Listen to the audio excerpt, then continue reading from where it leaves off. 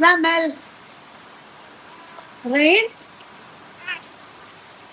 രാവിലെ ഉറങ്ങി എണീറ്റപ്പോൾ തന്നെ അടുക്കളയിൽ ഉമ്മ ഭയങ്കര ബിസിയാ.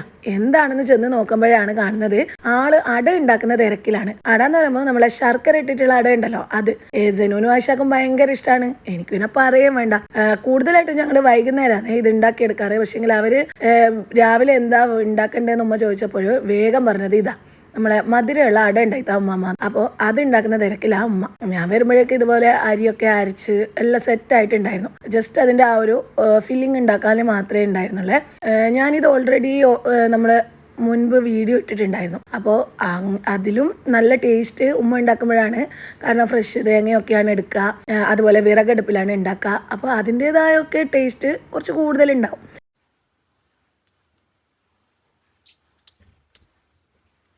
ഇതാണ് മധുരമുള്ള ഇലയട. നമ്മളട എന്നല്ല പറയാ, ഇലയട എന്നതിന് പറയാ.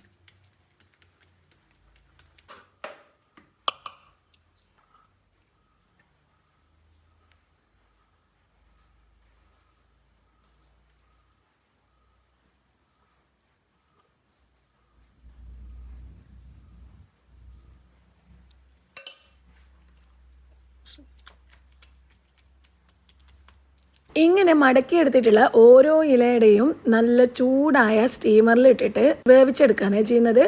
അതും വിറകടുപ്പിലാകുന്ന സമയത്ത് അടിപൊളി ടേസ്റ്റാണ് ഇത് കഴിക്കാൻ.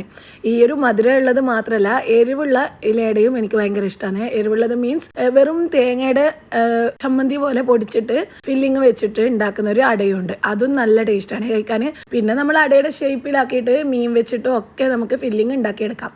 രാവിലെ ഈ ഒരു അട ഉണ്ടാക്കുന്ന സമയത്ത് നമ്മൾ കുട്ടികൾ സ്കൂളിൽ റൈസിന് പകരം ബ്രേക്ക്ഫാസ്റ്റ് കൊണ്ടുവന്ന സമയത്തൊക്കെ ഇത് സ്കൂളിൽ കൊടുത്തു വിടാൻ അടിപൊളിയാണ് കേട്ടോ.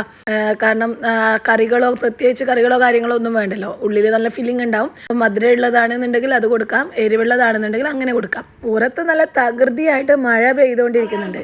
മഴയും ഈ ഒരു ചൂടുള്ള അടയും ഒരു കട്ടൻ ചായ ഉണ്ടെങ്കിൽ വൈകുന്നേരം അന്നും ആവണമെന്നില്ല, രാവിലെയും നമുക്ക് നല്ല അടിപൊളിയായിട്ട് കഴിക്കാൻ പറ്റും ഇത്.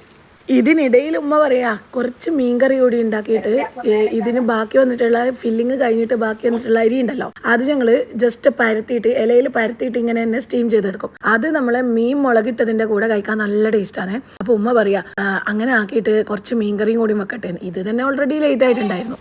അപ്പോഴാണ് ഇനി വീണ്ടും മീൻ മുളകിട്ടതൊക്കെ ഉണ്ടാക്കിയിട്ട് ബ്രേക്ക്ഫാസ്റ്റ് കഴിക്കാനിരിക്കുന്നത്. അപ്പോൾ ഞാൻ പറഞ്ഞു തൽക്കാലം നമുക്ക് ഈ ഒരു അട മാത്രം മതി, അത് കഴിക്കാം. അപ്പോൾ ഈ ഒരു നല്ല മഴയും ചൂടുള്ള കട്ടൻ ചായയും പിന്നെ ആ ഒരു ഇലയടയും എന്താകുമ്പോൾ അല്ലേ, അടിപൊളി ടേസ്റ്റ് ആയിരുന്നു കഴിക്കാൻ.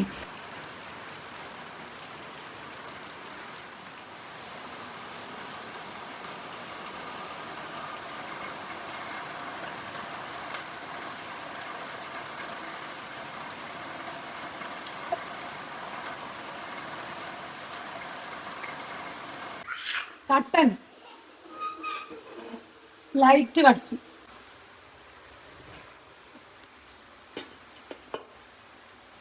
അങ്ങനെ വിറകടുപ്പിൽ സ്ലോ കുക്ക് ചെയ്തെടുത്തിട്ടുള്ള നമ്മുടെ ഇലയടവിട റെഡി ആയിട്ടുണ്ട്. ഇനി ഇത് ചെറുതായി ഒന്ന് ചൂടാറിയതിന് ശേഷം കഴിക്കുമ്പോഴായിരിക്കും അതിൻ്റെ കറക്റ്റ് ടേസ്റ്റ് മനസ്സിലാവുക. ഇതിപ്പോൾ ഞങ്ങൾ മധുരമുള്ളത് മാത്രമേ ആക്കിയിട്ടുള്ളൂ. സാധാരണ അടയൊക്കെ ഉണ്ടാക്കുന്ന സമയത്ത് പകുതി മധുരത്തിലും പകുതി എരിവിലൊക്കെ ആയിട്ടാണ് ഉമ്മ ഉണ്ടാക്കുക. പക്ഷേ ഇന്ന് ഞങ്ങൾ കുറച്ചൊന്ന് ലേറ്റ് ആയി പോയിട്ടുണ്ടായിരുന്നു ബ്രേക്ക്ഫാസ്റ്റ് കഴിക്കാൻ. അതുകൊണ്ട് ജസ്റ്റ് ഈ ഒരു മധുരമുള്ളത് മാത്രമേ ഉണ്ടാക്കിയിട്ടുള്ളൂ. പിന്നെ വേറെ ഒരു കാരണം കൂടിയുണ്ട്, ജനുവിനും അശാക്കും എരിവുള്ളത് ഒട്ടും ഇഷ്ടമല്ല. അപ്പോൾ അവരുടെ ഇഷ്ടങ്ങളാണ് ഉമ്മ ഇപ്പോൾ നാട്ടിൽ വന്നപ്പോൾ നോക്കുന്നത്. ജനുവിന് എന്നാ വേണ്ടത്, ആയിഷാക്ക് എന്നാ വേണ്ടത് എന്ന് ചോദിച്ചിട്ട് ബ്രേക്ക്ഫാസ്റ്റിനും ലഞ്ചിനും ഡിന്നറിനും അവരുടെ ഇഷ്ടപ്പെട്ട കറികളും അവരുടെ ഇഷ്ടപ്പെട്ട സ്നാക്സും അങ്ങനെയൊക്കെയാണ് ഇപ്പോൾ ഉമ്മ ഉണ്ടാക്കി കൊടുക്കുന്നത്.